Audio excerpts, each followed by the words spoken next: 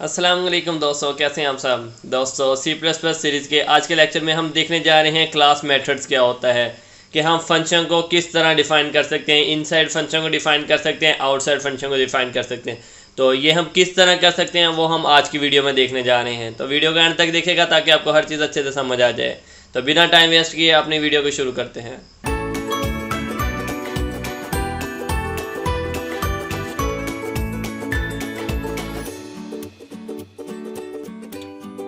अच्छा दोस्तों, lecture start करते हैं।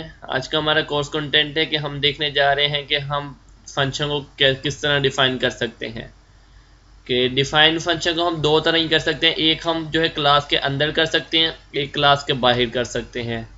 तो ये दो उसके टाइप्स है, define function inside the class और define functions outside the class. ठीक है, इनसाइड क्लास के अंदर हम सिर्फ तब करेंगे जब फंक्शन छोटा हो। फॉर एग्जांपल 2-3 लाइंस का फंक्शन है, जहाँ हमने कोई लाइन अगर प्रिंट करवानी है तो उसको हम तो यूज़ कर सकते हैं क्लास के अंदर।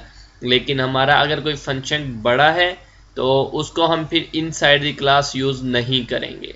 ठीक है, फर्दर हम इसकी एग्जांपल देख लेते हैं जिसके अंदर हम क्लास को इनसाइड भी यूज़ करेंगे और आउटसाइड भी यूज़ करेंगे। दोनों तरह यूज़ करके देखेंगे कि हम फंक्शन को इनसाइड यूज़ करना है तो तब कैसे यूज़ करना है, और फंक्शन को आउटसाइड यूज़ करना है तो तब कैसे यूज़ करना है। ठीक है, सबसे पहले मैंने एक क्लास बना ली std, स्टूडेंट के नाम से ना। उसके बाद उसके अंदर हमने एक जो है मेंबर लिया id, और एक हमने फ्लोट के नाम से एक रिज़ल्ट का लिया। ठीक है, एक तो इंटीजर डाटा टाइप का id, एक फ्लोट डाटा टाइप का रिज़ल्ट। ठीक है, उसके बाद अच्छा एक और बात आपको बताता चलूँ। अब देखो, इन दोनों के साथ मैं ना पब्लिक लिखा है ऊपर, ना प्राइवेट लिखा है, क्योंकि बाय डिफ़ॉल्ट क्लास के अंदर जितने भी मेंबर्स होते हैं वो प्राइवेट ही होते हैं। सो हमें लिखने की ज़रूरत नहीं होती। जब भी हम क्लास लिखते हैं ना तो उसके ऊपर सबसे पहले वही हम मेंबर्स लिख लेते हैं जो प्राइवेट होते हैं, क्योंकि प्राइवेट हमें लिखने की ज़रूरत नहीं होती। इस वजह से हम पहले सारे प्राइवेट मेंबर लिख लेते हैं, उसके बाद पब्लिक कीवर्ड यूज़ करके ना सेस मॉडिफायर, उसके बाद हम पब्लिक जितने भी होते हैं वो लिख लेते हैं। क्लास के अंदर हमने सिर्फ यही काम करना है कि हमने सारे जितने भी हमें मेथड्स चाहिए, हमें मेंबर्स चाहिए, वो हम सारे इधर डिक्लेयर करवा देते हैं।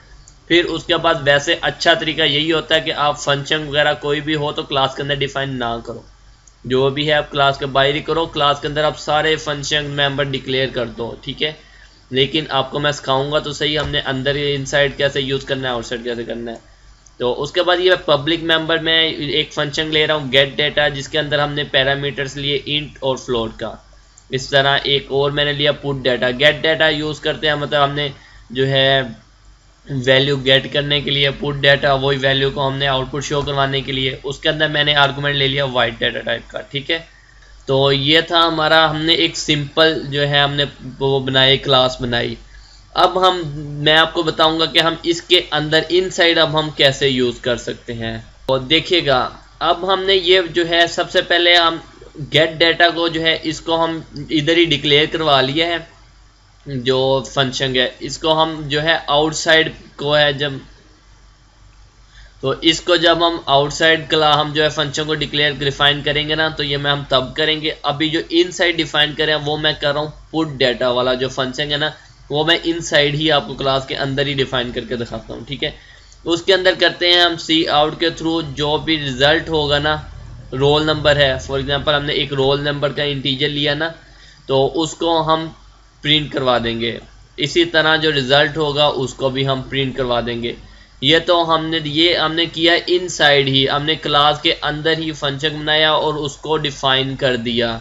डिक्लेयर भी उसी के अंदर ही कर दिया, डिफाइन भी उसी के अंदर ही कर दिया जो पुट डाटा का था। ठीक है, इसी तरह अब जो गेट डाटा का है, जो हमने अब वैल्यू गेट करनी है, वो अब मैं आपको बना के दिखाऊंगा आउटसाइड द क्लास। ठीक है, अब ये हमने इनसाइड द क्लास जिसमें हमने रिजल्ट वगैरह जो भी वो गेट करेगा उसका हमने रिजल्ट शो करवा दिया। अब हमने वो आउटसाइड में बना के दिखाऊंगा जिससे हमने वैल्यू गेट कैसे करनी है। ठीक है, अब हम करके देखते हैं वो जो हमने गेट डाटा का मैंने कहा था फंक्शन हम आउटसाइड पे जो डिक्लेयर करना है, डिफाइन करना है, तो वो हम उसका सबसे पहले सिंटैक्स हम देख लेते हैं। सबसे पहले हमने रिटर्न टाइप लिखनी है। रिटर्न टाइप वो जो हमने डाटा को डिक्लेयर किया था, फंक्शन को डिक्लेयर किया था, तब हमने जो डाटा टाइप यूज़ की थी, इंट है, फ्लोट है, जो भी हो। उसके बाद हमने क्लास का नाम लिखना है, std जो हमने क्लास का नाम लिखा था वो। उसके बाद ये दो कोलन आपको नजर आ रहे होंगे, ये इसको कहते हैं स्कोप रेजोल्यूशन ऑपरेटर, तो ये साइन हम यूज करेंगे। इसके बाद हम फंक्शन का नाम लिखेंगे, जो भी फंक्शन का नाम है, गेट डाटा है, पुट डाटा है, जो भी है। हमने वैसे गेट डाटा करना है तो हम वो लिखेंगे। उसके बाद अगर कोई आर्गुमेंट्स हो तो हम ब्रैकेट में लिख देंगे, ठीक है।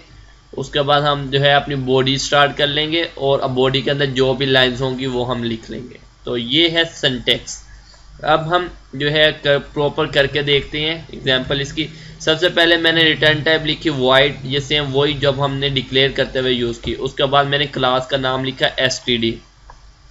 उसके बाद मैंने साइन यूज़ किया, स्कोप रेजोल्यूशन ऑपरेटर का साइन।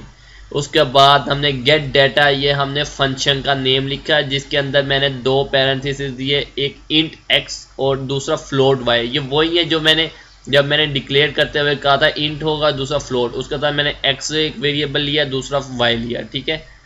अब हम मेन बॉडी स्टार्ट करते हैं जिसके अंदर जो x को जो वैल्यू साइन होगी ना, अब हम जब भी अपने फंक्शन को कॉल करेंगे मेन बॉडी के अंदर, जो भी वैल्यू x को वो साइन करेगा वो हम रोल नंबर के अंदर स्टोर करवा देंगे। रोल नंबर वो डाटा है जो हमारा प्राइवेट है। जैसे कि मैंने आपको पहले बताया था कि अगर हम प्राइवेट डाटा को हम सिर्फ फंक्शन के थ्रू असेस कर सकते हैं लेकिन उसको डायरेक्ट असेस नहीं कर सकते।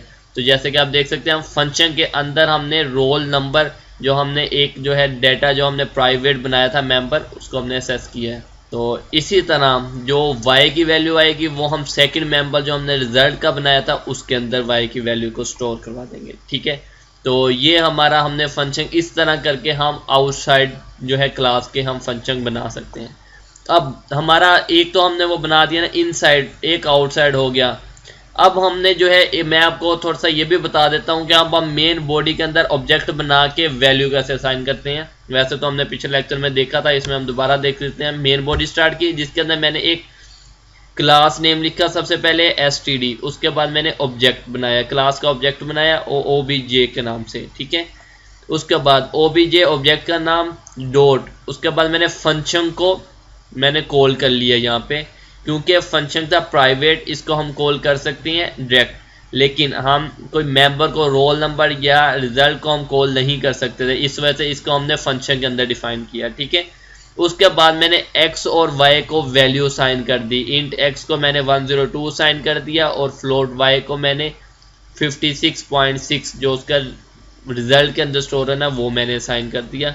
तो ये थी हमारी मेन बॉडी।